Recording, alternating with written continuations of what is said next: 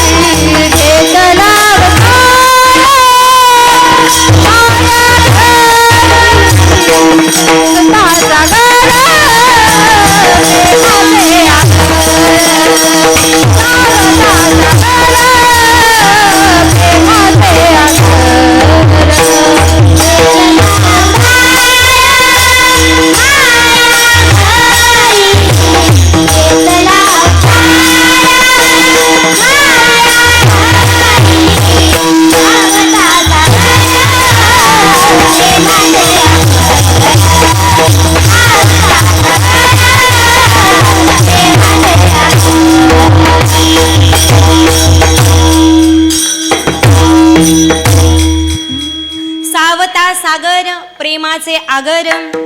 सावता महाराज प्रेमाचा अवतार आहेत.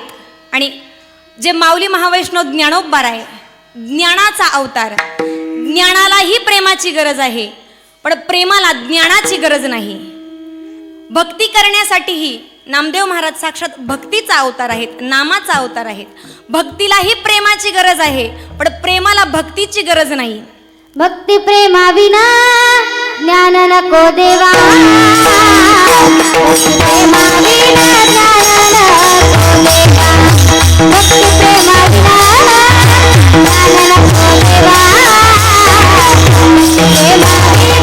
ज्ञान नको देवा. भक्ती प्रेमा विना ज्ञान नको देवा. भक्ती प्रेमा विना ज्ञान नको देवा. भक्ती प्रेमा विना ज्ञान नको देवा.